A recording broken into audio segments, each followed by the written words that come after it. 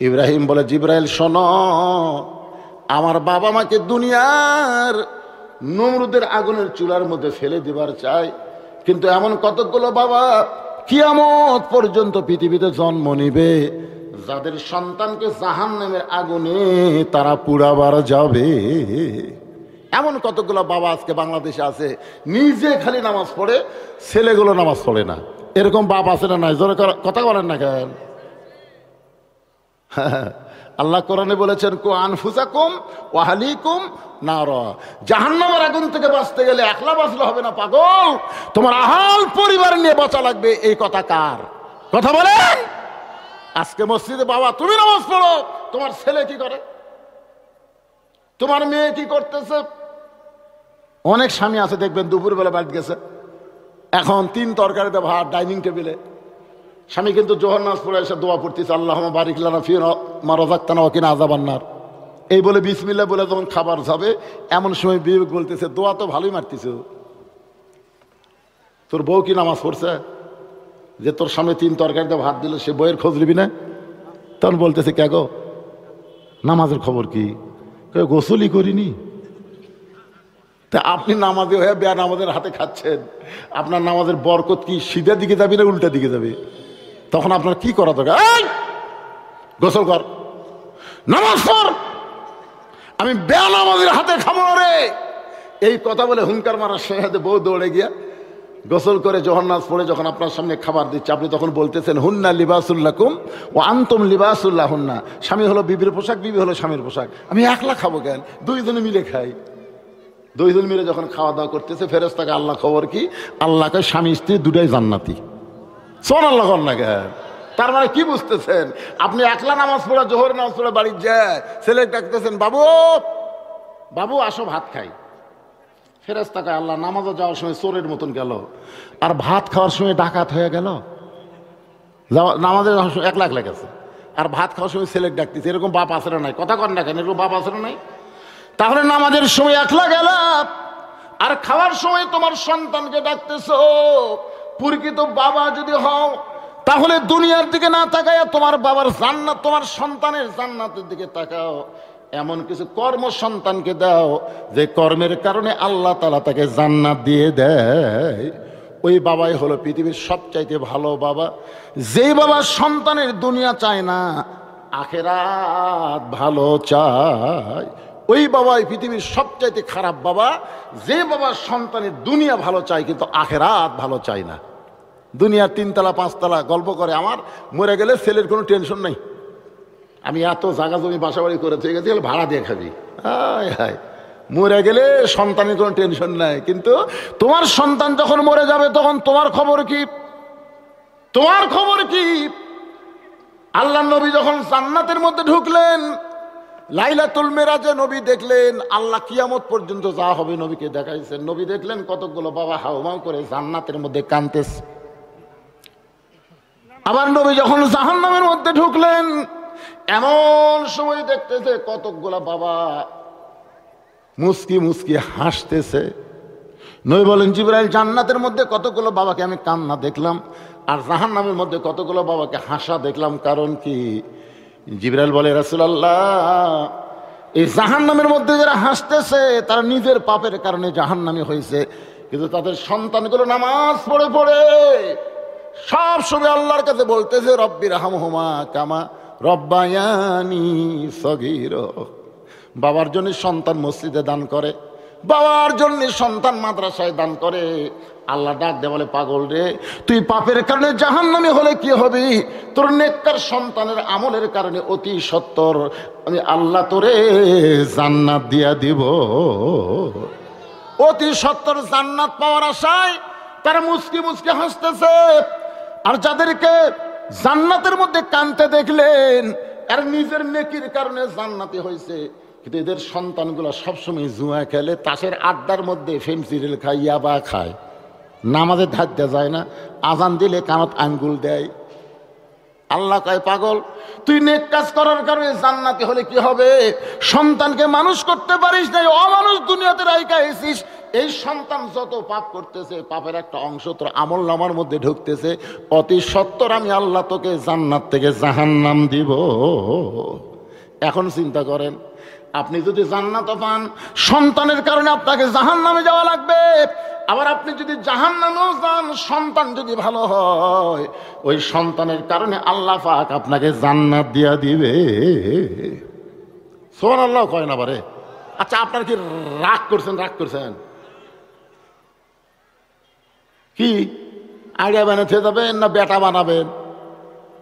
এখনই সিদ্ধান্ত নেন। এখন তো বড় হয়ে গেছে, এখন কিছু কবার গেলে ওই যেভাবে তাকায় মানে খাবি। এই জন্য রাসূল কত 7 বছর টাকা ধরো, 7 বছরে কিছু কয়নি, এখন 22 বছরে নামাজ পড়বো না, পড়বো না, এই কথা কয় বাপের দিকে আগে আসে, বাপ আস্তে আস্তে মায়ের কাছে যায়। তোমার ছেলে এরকম হলো কেন? তুমি লাইদে করছে। এই জন্য ইসলামের নিয়মগুলো খেয়াল করবেন। 7 বছর থেকে নামাজের তালিম দিবেন, 10 বছর থেকে যাবার না চালে ঘাড় ধরে আগলিয়ে যাবেন। কি 10 বছরের বাচ্চা ঘাট ধরলে কিছু করে পারবি? কিন্তু 22 বছর ঘাট ধরে যাবেন, একটু রাগ করে করলে আপনার দিকে 1 ধাপ আগে আসে, আপনি 2 ধাপ পিছনে যান। একটু মনোযোগ দিয়ে শুনবেন। জিবরাইল বলে, ওগো আল্লাহর নবী, আপনি যদি চান, আল্লাহ আমাকে 600 পাকা দিয়েছে, 1টা পাকার বাতাস দিব, গোটা আগুনের চুলা সাগরের মধ্যে গিয়ে নিভে যাবে। সঙ্গে সঙ্গে আমাদের জাতির পিতা হযরত ইব্রাহিম, ফাযকুরুনি আযকুরকুম, আগুনের চুলার উপরে বললেন, হাসবি আল্লাহু নিমাল ওয়াকিল অনিমাল মাওলা অনিমান নাসির। আল্লাহ কা ইব্রাহিম, আগুনের চুলার উপরে তুমি আমাকে স্মরণ করলে, আমার প্রতি ভরসা করলে, আমার প্রতি তাওয়াক্কুল করলে, আগুনের কোনো শক্তি নাই, শক্তি হলো আল্লাহর। এই বিশ্বাস করে তুমি চড়কের উপরে বসে আছো, তুমি আগুনের মধ্যে পড়বা না। তুমি আমাকে স্মরণ করার কারণে আমি তোমাকে স্মরণ করে বললাম, কুলনা ইয়া নারু কুনি বারদাও ওয়া সালামান আলা ইব্রাহিম। তাহলে সব সময় স্মরণ করবেন কাকে? আরো জোরে। আচ্ছা, ফাযকুরুনি আযকুরকুম দিয়ে আপনাদেরকে আমি জিকির স্মরণের কথা বললাম। এখানে একটা আয়াত আপনাদের সামনে তেলাওয়াত করা হবে, ইন্না নাহনু নাযালনা যিকরা ওয়া ইন্না লাহু লাহাফিজুন। আল্লাহ তাআলা এই গোটা কোরআনকে জিকির হিসাবে নাজিল করেছে। কোরআন হেফাজতের দায়িত্ব কার? সবাই বলবেন হেফাজতের দায়িত্ব কার? এখন আপনারা বলেন তো, এখানে জিকির মানে কি? না, এর আগে ফাযকুরুনি আযকুরকুম, জিকির মানে স্মরণ করা, কিন্তু এখানে জিকির মানে কি? এইটার উপরে সামান্য কথা বলি। আমার আজকে বক্তব্য সব মারাত্মক কথা, খুব খেয়াল করবেন। আমরা যখন কোরআনের ওয়াজ করতে যাই তখন কি বলি? আউযু বিল্লাহি মিনাশ শাইতানির রাজিম বলি না? আচ্ছা, কেন বলেন? কারণ এই কোরআনের মাধ্যমে শয়তান আমাদের সবচাইতে বড় ধোঁকা দিচ্ছে। আজকে কিন্তু বাংলাদেশের কোনো দল কোরআনের বিপক্ষে না, কিন্তু কোরআন অনুযায়ী চলার বিপক্ষে। জোরে কোন কথা ঠিক কিনা? সারা জীবন কোরআন পড়েনি, কোরআনের বিরুদ্ধে চারণ করছে। ওই নেতা যখন মরে গেল, আমরা কতগুলো হুজুর যায় তার রুহের মাগফিরাতে কোরআন খতম দিয়ে দোয়া করি, রব্বানা যালামনা। আল্লাহ কয়, পাগলারা, কোরআন মরা মানুষের জন্য নয়, কোরআন হলো জীবিত মানুষের হেদায়েতের খোরাক। জোরে কোন কথা ঠিক কিনা? জীবিত অবস্থায় কোরআন থেকে হেদায়েত নিল না, মরার পরে কোরআন তেলাওয়াত করে জান্নাতে থুয়ে আসবে। ইন্না নাহনু নাযালনা যিকরা ওয়া ইন্না লাহু লাহাফিজুন। এখানে জিকির মানে হলো উপদেশ। জিকির মানে কি? কোরআনকে আল্লাহ তাআলা উপদেশ হিসাবে নাজিল করেছেন। কি উপদেশ? এক বক্তা ওয়াজ করছে, বিপদে বন্ধুর হাত ধরলে বন্ধুর লাভ হয়। বিপদে বন্ধুর হাত ধরলে কি হয়? বন্ধুর লাভ হয়। এক বন্ধু ওয়াজ শুনছে, আর এক বন্ধু আসে নাই। ওই বন্ধু এখানে ওয়াদা করছে, আমার বন্ধু যখনই বিপদে পড়বে আমি বন্ধুর হাত ধরবো, তাহলে তো বন্ধুর লাভ হবে। কিছুদিন পরে দেখতেছে যে বন্ধু ওয়াজ শুনবার আসেনি, ওই বন্ধু আর হিন্দু মারামারি করতেছে। হিন্দু একটা মারে আর বন্ধু একটা মারে, এর নাম কি? মারামারি। তখন হুজুরের ওয়াজ খেয়াল হচ্ছে যে বিপদে বন্ধুর হাত ধরলে বন্ধুর লাভ হয়। ওই দৌড়ে যায় আর বন্ধুর 2 হাত চাপা ধরছে, ওই সুযোগে হিন্দু গোটা দেখ মেরে চলে গেছে। তখন কয়, কে রে, তুই তো আমার বন্ধু, তুই তো আমার শত্রু না। এতক্ষণ ওই একটা মারে, আমি একটা মারি, তুই কোত্থেকে দৌড়ে আসে আমার হাত ধরলো, আর এই সুযোগে দুটো মেরে চলে গেল। তখন বলে এই জন্যই তো হুজুরের ওয়াজ শোনা ঠিক লয় রে, হুজুরা কি খয় আর কি হয়। আপনারা বলেন তো হুজুর কি উপদেশ দিল? বিপদে বন্ধুর হাত ধরা মানে কি হাত চাপে ধরা? বিপদে বন্ধুর হাতের সাথে হাত মিলে শত্রু দমন করা, জোরে কোন কথা ঠিক না? এই কোরআন আমাদের কি উপদেশ দিল, আর আমরা কি উপদেশ পেলাম? আজকে গরিবগুলোর সন্তান কোরআনের মাদ্রাসায় পড়ে, ধনীর সন্তানগুলো কোরআনের মাদ্রাসা যায় না। আমরা সবাই জানি কোরআন দুনিয়ার জন্য না, কোরআন হলো আখিরাতের উপকার করে, মরার পরে কোরআন, তাই নাকি? এই উপদেশ আপনারা বুঝলেন? ভাইজান একটু খেয়াল করবেন, কোন জিনিস আল্লাহ হেফাজতের দায়িত্ব নেয় না, শুধুমাত্র কোরআনের দায়িত্ব নিয়েছে। কারণ কোরআন অনুযায়ী আমরা চলবো। কারবালা মসজিদ হেফাজতের দায়িত্ব কার? এই যে আপনাদের কারবালা মসজিদ হেফাজতের দায়িত্ব কার? আরো জোরে, জোরসে বলেন, জোর হলো না? এটাই তো।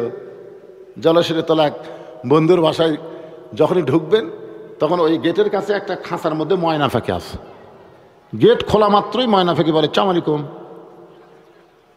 যতবার গেট খুলবেন ও চাম আলাইকুম, মানে গেটের সাথে আর সালামের সম্পর্ক। একটা কুত্তা মাথা দিয়ে ঠেলা গেট খুলছে, ময়নাকে চাম আলাইকুম।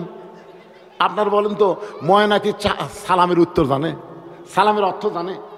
ওটা শিখা দিছে, ওই খালে সমানে চাম আলাইকুম করতেছে। তো আপনারা তো তাই করলেন। আমি এতক্ষণ ধরে বললাম কি আর আপনারা বুঝলেন কি? আচ্ছা ঠিক আছে, এশার নামাজে মসজিদে যাওয়ার সময় মুয়াজ্জিন তালা দেয়নি, তালা না দিয়ে বাড়িতে গেছে, সকালে এসে তাকে মাইক চুরি হচ্ছে। আপনারা বলেন তো মুসল্লিগুলা কার দোষ দিবি? কথা কন না কেন, কথা কন না কেন? আল্লাহর দোষ। কেন মুয়াজ্জিন তালা দিসনি কে? তালা না দেওয়ার কারণে তো চুরি হলো। তাহলে বোঝা গেল মসজিদ আল্লাহর ঘর, হেফাজতের দায়িত্ব আল্লাহর নাম, মুয়াজ্জিনের উপরে দায়িত্ব দেওয়া হয়েছে। জোরে কোন কথা ঠিক কথা বলে? কিন্তু কোরআন এই হেফাজতের দায়িত্ব আল্লাহ কোনো মৌলবি মুনশিক দেয়নি। কোরআন হেফাজতের দায়িত্ব আল্লাহ নিজেই রেখেছেন, নিজের কাছে নিজে আল্লাহ হেফাজত করেন। কারণ কি? যে কোরআন অনুযায়ী আমাদের চলা লাগবে। এই কোরআন যদি কারো হাতে দিত, উই যদি জের জবর কম বেশি করে আমাকে বলতো। এই জন্যে এখানে জিকির মানে উপদেশ, এই উপদেশটা গ্রহণ করা লাগবে কয়েক ভাবে। সব ভাবের কথা আজকে বলা যাবে না, একটা ভাবের কথা আপনাদের বলি, একটু মনোযোগ দেন এদিকে। একটা ভাবের কথা একটু মনোযোগ দেন। ভাবটা বলবো না বিরক্ত হচ্ছেন? ফাযকুরুনি আযকুরকুম ওয়াশকুরুলি ওয়ালা তাকফুরুন। আল্লাহর শুকর গুজারি বান্দা হও, তোমরা কুফরি করিও না। আল্লাহর কোরআনকে শুধু ওয়াজের মধ্যে সীমাবদ্ধ রাখলে হবে না, একটু ভাবের ওয়াজ শোনেন। নবী যখন কোরআন তেলাওয়াত করত, সবচাইতে দায়িত্ব নিয়ে যদি কোরআন তেলাওয়াত শুনতো, সবচাইতে বেশি দায়িত্ব নিয়ে যে কোরআন তেলাওয়াত শুনতো, তার নাম হলো আবু জেহেল। সবচাইতে বেশি দায়িত্ব। সাহাবেরা তাও নবীর সামনে বসে শুনতো, আর ওই পিছনে দাঁড়িয়ে চোরের মতন খাড়া হয়ে 2-1 ঘন্টা না, যতক্ষণ নবী কোরআন তেলাওয়াত করতো ততক্ষণ খালি শুনতোই আর শুনতো। আহ, কি দায়িত্ব দেখছেন! বসে না। আবার তেলাওয়াত যখন নবী করে তখন যায়ও না, খালি কান লাগা শোনে। সকালবেলা যায় মিটিংয়ের মধ্যে, হঠাৎ মুখ ফসকে বার হচ্ছে। হঠাৎ আবু জেহেল বলতেছে, এত সুন্দর কোরআনের বাণী, রাতটা কোন দিক দিয়ে গেল আমি বুঝবারই পারিনি। সুবহানাল্লাহ কবেন না? এত সুন্দর কোরআনের বাণী, তার মানে দায়িত্ব নিয়ে শুনছে। এত সুন্দর কোরআনের বাণী, রাতটা কোন দিক দিয়ে গেল আমি বুঝবারই পারিনি। আবু জেহেলের কাছে একজন নেতা ছিল, তার নাম হলো আবু সুফিয়ান তেলতেলা। ধরেন কি? আবু সুফিয়ান বলে, নেতা, যেই কোরআন শুনতে রাত চলে গেল, বোঝা গেল না, সেই কোরআনটা ধরলে অসুবিধা কি? ধরলে শুনলেই যদি এত মজা হয়, তাহলে ধরলে সমস্যা কি? আবু জেহেল বলতেছে, হক কথা। শোনা আর ধরা, শোনাটা কিন্তু তেমন গুরুত্ব না, ধরাটাই হলো গুরুত্ব। এই জন্য বলতে হক কথা, জোরে বলা যাবে না, কাছে হয়। আবু সুফিয়ান যে কাছে কাছে কানের সঙ্গে কান লাগা বলতেছে, দেখ তো আশেপাশে কেউ আছে কিনা। তাকে না, কেউ তো নাই, আমি আর আপনি। তো কানের মধ্যে মুখ দিয়ে বলতেছে, এই কোরআনকে যদি গ্রহণ করি তাহলে তোর আমার ভুয়া নেতৃত্ব চলবি না। আমরা যে নেতাগিরি করতেছি এটা হলো ভুয়া ভুয়া। জোরে কন কি? আরো জোরে, জোরসে বলুন, আরো জোরে। এই যে মোস্তাক আহমদ একটা বিয়া করছে ওদের ঠাকুরগাঁও, খুবই অল্প বয়সের একটা মেয়ে। ওই লাইব্রেরিতে গেছে বই কিনবে, 21শে বই মেলাত গেছে, সব কয় মোস্তাক আহমদ ভুয়া ভুয়া। তারপর আমাকে হিরো আলমও গেছিল, অকে কছে ভুয়া ভুয়া। সাকিব খানও গেছিল কয় ভুয়া। একটা রবি উঠেছিল ভুয়া। জোরে কন ঠিক কিনা? তাহলে কোরআন ছাড়া মানুষের আইন দিয়ে যারা নেতৃত্ব দিবে এরা হলো, আরো জোরে, জোরসে বলেন। আবু জেহেল বলতেছে, তোর আমার নেতৃত্ব চলবে না, আসল নেতা হয়ে যাবে আব্দুল্লাহর এতিম পোলা। খালি মসজিদের মধ্যে তারা নেতাগিরি করবে না, সমাজের নেতাও তারাই হয়ে যাবে। আপনার বলেন তো, মসজিদের একটা ইমাম যখন আপনার নিয়োগ দেন কি কি দেখে দেন? কথা কন না কেন? মসজিদের একটা ইমাম যদি আপনার নিয়োগ দেন তাহলে কি দেখেন? না, তেলাওয়াত ভালো আছে, তেলাওয়াত ভালো, চেহারাও মাশাআল্লাহ, কিন্তু ইমামের বউ একদিন মার্কেট করছে, ওটা আমার মসজিদ কমিটির সেক্রেটারি দেখছে। আপনার বউ, ইমাম কয়বারে তেলাওয়াত ভালো, চেহারা ভালো, সুরত ভালো, সবই ভালো, খালি বউটা মার্কেটে গেছে, এই না হবে না তো।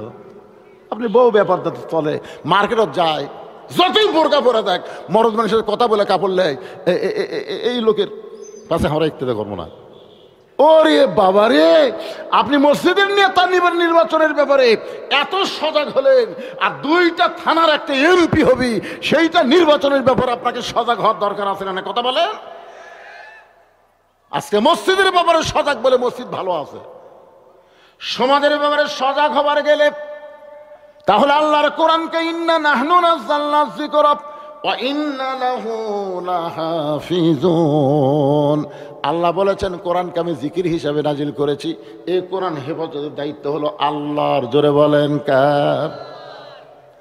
এখন আর একটা জিকিরের ওয়াজ করব, কুরাই শেষ। জিকিরটা হলো ইযা নুদিয়া লিস-সালাতি মিন ইয়াউমিল জুমআ ফাসআউ ইলা যিকিরিল্লাহ। আপনারা সবাই বলেন এখানে জিকির মানে কি? একেবারে এর আগে জিকির মানে হলো স্মরণ করা, ফাজ করুনি আজ করুম, আমরা আল্লাহ স্মরণ করবো, আল্লাহ আমাকে স্মরণ করবে। তারপরে জিকির মানে হলো কি করা? হেফাজত করা। হেফাজত জিকির মানে কোরআন। আর এখানে জিকির মানে কি? যে ইযা নুদিয়া লিস-সালাহ মিন ইয়াউমিল জুমআ ফাসাউ ইলা যিকরিল্লাহ, জুমার নামাজে যখন আজান দিবে, আজান শোনার সঙ্গে সঙ্গে, ফাসাও মানে কি? সাথে সাথে জোরে জোরে মসজিদে হাজিরা দিবা। কার হুকুম?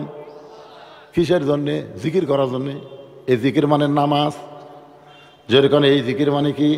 সবাই বলেন না কেন জিকির মানে কি? হুজুর মসজিদ দোতলা করতেছে, হুজুর আলহামদুলিল্লাহ, এত মুসল্লি হয় হুজুর আটেন তো, এখন দোতলাতে আর হবে না হুজুর, 3 তালা করা লাগবে, এত মুসল্লি। আলহামদুলিল্লাহ 3 তালা করবেন তো ফজরের খবর কি? ফজরের খবর তো আপনারা কি বল, জুম্মার নামাজের দাম বেশি না ফজরের নামাজের দাম বেশি? কথা কন না কেন বাঙালি? এই সময় কথা বলা লাগবে তো। মান তারাকা সালাতু মুতাম্মিদান ফাকাত কাফারা, এই যে হাদিসটা, একক তো নামাজ তরক করলো, আল্লাহর সাথে কুফরি করলো, এই হাদিসটা আমি দেখলাম, এই হাদিসটা নবী 5 ওয়াক্ত নামাজের ব্যাপারে বলেছে। 5 ওয়াক্ত নামাজের ব্যাপারে রাসূল বলেছে লা সালাতা লা ঈমানা, যার নামাজ নাই তার ঈমান নাই। এটা কিন্তু জুম্মার নামাজ না, এটা হলো 5 ওয়াক্ত। লা সালাতা লা দীনা, যার নামাজ নাই তার কোনো ধর্মই নাই। তখন ফজরের খবর কি? হুজুর শীতের দিন তো মুসল্লি ঘুমিয়ে গেছে এক কাতার। আচ্ছা জোহরের খবর কি? বলে অফিস আদালতে গেছে। আসরের খবর কি? হাট বাজারে গেছে হুজুর। মাগরিবের খবর কি? কয় বাজার টাজার করে সব জিনিসের দাম বেশি, চিন্তা ভাবনা করতে। এশার খবর কি? কয় ফজর রোজা, এশাও তাই। তো খামাকা তিনতলা, ওই যে জুমার দিন সবার শেষ আগে যায়, ওই শালাকের জন্য তিনতলা করা লাগতেছে। আপনারা বলেন তো, যারা শেষে আসা আগে যায় এরা কি? এরা কি মুসল্লি? এ মনোযোগ দিয়ে শোনেন যুবকেরা, কারবার এলাকার যুবকেরা মনোযোগ দিয়ে শোনো, এরা মুসল্লি না, এরা হলো ফাওয়াইলুল মুসাল্লিন। এরা আল্লাহর সাথে ঠাট্টা করার জন্য মসজিদ আসে 7 দিন পর। জোরে কোন কথা ঠিক কিনা? কতগুলো রমজান মাসে দেখবেন আল্লাহর সাথে ঠাট্টা করবে, এসে মসজিদ ঢুকায় গল্প করবে। এই যে ভাই, ও যে বনানীর ধারে এক মসজিদে 8 রাকাত হচ্ছে রে, 4-5 লাগতাম দরকার শালা। তুই 8 রাকাতের পার্টি তুই 20 রাকাতের মধ্যে ঢুকলো কেন? তুই 8 রাকাতের পার্টি তুই 20 রাকাতের মধ্যে ঢুকলি কেন? এরকম কতগুলো লোক আছে না নাই? আর বাপ এটি হাত বান্ধে নামাজ পড়ছে, আর দাদাও এটি হাত বান্ধে নামাজ পড়ছে। ওই সৌদি আরবের 3 বছরের চাকরি করবার গেছিল, চাকরি করে এসে হাত পাও ফাঁক করে ডানাছে। কে রে? তোর বাপ এটি, তোর দাদা এটি, তুই এটি হাত গেল কে? সৌদি আরবে দেখছি। দেখার নাম ইসলাম না তো, জানার নাম, তারপরে মানার নাম। জোরে কোন কথা বলেন না কেন? একটু মনোযোগ দিয়ে শুনবেন ভাইজান। ইযা নুদিয়া লিস-সালাতি মিন ইয়াউমিল জুমআ ফাসাউ ইলা যিকরিল্লাহ। এই জিকির মানে হলো নামাজ। সপ্তাহ অন্তর 7 দিন জুমার নামাজ। এই নামাজে শুধু নামাজ পড়লে হবে না, এই নামাজের আগে যে খুতবাটা আছে, এই খুতবাটা মনোযোগ দিয়ে শোনা লাগবে। জোরে কোন কথা ঠিক কিনা? আপনার বলেন তো, বাইতুল্লাহ আল্লাহ হেফাজত করলো, আবাইল পাখি দিয়ে আল্লাহ হস্তি বাহিনীকে ধ্বংস করলো, কিন্তু বাইতুল মুকাদ্দাসে পর্যন্ত 42,000 শিশু বাচ্চাকে ওরা হত্যা করলো। এখন পর্যন্ত মুসলমান বাইতুল মুকাদ্দাস দখল করতে পারলো না। তাহলে বাইতুল্লাহর জন্য আল্লাহ যদি আবাবিল পাখি দিয়া আব্রাহা বাদশাকে ধ্বংস করে, তাহলে একই আল্লাহর ঘর বাইতুল মুকাদ্দাস, সেখানে এত মুসলমান জীবন দেয়, এখন পর্যন্ত আল্লাহ কেন মুসলমানকে বাইতুল মুকাদ্দাস ফেরত দেয় না? আপনারা বলেন এর মধ্যে কারণ আছে নাই? এই কারণটা আপনারা জানবেন জুমার দিনে খতিবের কাছে, ইমামের কাছে। আর এইটা জানার এত বেশি গুরুত্ব, কারণ 3 দিকে ফাটা কেষ্ট মিঠুন চক্রবর্তী বলেছে, 3 দিকে হলো ভারত, একদিকে হলো বঙ্গোপসাগর। যদি ভারত ইচ্ছা করে বাংলাদেশকে 15 দিনের মধ্যে দখল করবে। ভারত বাংলাদেশকে দখল করবার চায়, বাংলাদেশ কিনে ষড়যন্ত্র করতেছে। খতিব সাহেব এই কথাগুলো আপনাদের বলবে। এই ষড়যন্ত্র মোকাবেলা করার জন্য মুসলমানের অস্ত্রের নাম কি? মুসলমানের অস্ত্রের নাম হলো নারায়ে তাকবীর দিয়ে মালওয়ানের বাচ্চাদেরকে বাংলাদেশ থেকে খেদায় দেওয়া। তাই বলে বাংলাদেশে যারা আছে তাদের বিরুদ্ধে না, কিন্তু আমাদের বাংলাদেশের উপরে মাতব্বরি করে আমরা তাদের বিরুদ্ধে। জোরে কোন কথা ঠিক কিনা? কথা বলেন। ইয়া আইয়ুহান নাবিয়্যু হারজিল মুমিনিনা আলাল কিতাল। ওগো নবী, খালি জামাতবদ্ধ হয়ে নামাজ শিখালে হবে না। যে কোনো সময় ভারত বাংলাদেশকে আক্রমণ করতে পারে, আর বাংলাদেশ যদি আক্রমণ করে দোয়া দিয়ে দরুদ দিয়ে বাংলাদেশকে রক্ষা করা যাবে না। ওই মালওয়ানদের বিরুদ্ধে অস্ত্র ধারণ করা লাগবে। এই হুকুম কার? আরো জোরে বলেন। এটা কি 5 ওয়াক্তের মধ্যে পাবেন? এটা জুমার দিনে খতিব সাহেব আপনাদের বলবে বর্তমান বাংলাদেশ কি পজিশন আছে, সামনে কি পজিশন আমাদের যাইতে হবে, কিসের মাধ্যমে আমরা চলবো। ইমানের বলে বলিয়ান হয়ে আল্লাহর কোরআনের হুকুম অনুযায়ী, আইন অনুযায়ী আমরা যদি চলতে পারি, পৃথিবীর কোনো শক্তি নাই মুসলমানকে দমায় রাখতে পারে। জোরে কোন কথা ঠিক কিনা? ইমাম সাহেব জুমার দিনে বলবেন, ফালিয়াবুদু রব্ব হাযাল বাইত আল্লাযী আত'আমাহুম মিন জু'ইন ওয়া আমানাহুম মিন খাউফ। সমস্ত মুসল্লি যখন বার হবি, আপনারা একটু থামেন। এই ঘরের মালিক, এই ঘরের মালিকের যদি আপনারা গোলামি করতে পারেন, ফালিয়াবুদু রব্বা হাযাল বাইত, এই ঘরের মালিকের যদি আপনারা গোলামি করতে পারেন, তাহলে আল্লাহ সাথে সাথে আপনাকে 2টা পুরস্কার দিবে। কয়টা? 1 নম্বর পুরস্কার হলো, ভারত যদি চিনি না দেয়, ভারত যদি আলু না দেয়, ভারত যদি পেঁয়াজ না দেয়, আপনাকে কোনো অভাব হবে না। আল্লাহ বলেছেন রিজিকের দায়িত্ব ভারতের হাতে না, রিজিকের দায়িত্ব আমার আল্লাহর হাতে। জোরে কোন কথা ঠিক কিনা? যাবতীয় দারিদ্র ক্ষুধা দূর করে দিবে আল্লাহ। আর একটা পুরস্কার হলো যাবতীয় ভয় ভীতি থেকে আল্লাহ নিরাপত্তা দিবে। এই ঘরের মালিকের যদি গোলামি করেন, ওরা অ্যাটম মারবি, হাইড্রোজেন মারবি, আমাকে বাংলার মাটিতে পড়ে মিষ্টি তরমুজ হয়ে যাবে। ওই ভারত মারবি বোম, বাংলাদেশকে হত্যা করার জন্য বোম মারবি, কিন্তু মাটিতে পড়ে তরমুজ। হুজুর গাঁজাখড়ি লয় পাগলা। সাগর যদি মুসা নবীর জন্য আল্লাহ রাস্তা বানাবার পারে, ইব্রাহিম নবীর জন্য যদি আগুনের চুলা শান্তির বাগান বানাবার পারে, তাহলে আমাকে সে আল্লাহ কেন পারবে না ভারতের অস্ত্র বাংলাদেশের জন্য মিষ্টি বাঙ্গি তরমুজ বানাতে? কতক্ষণ পারবি, কে পারবে না? ওয়ামানা হুম্মিন খাউফ, ওয়ামানা হুম্মিন খাউফ, সমস্ত ভয় ভীতি থেকে আল্লাহ পুরোপুরি নিরাপত্তা দিয়ে দিবে। ধরে কেন সুবহানাল্লাহ।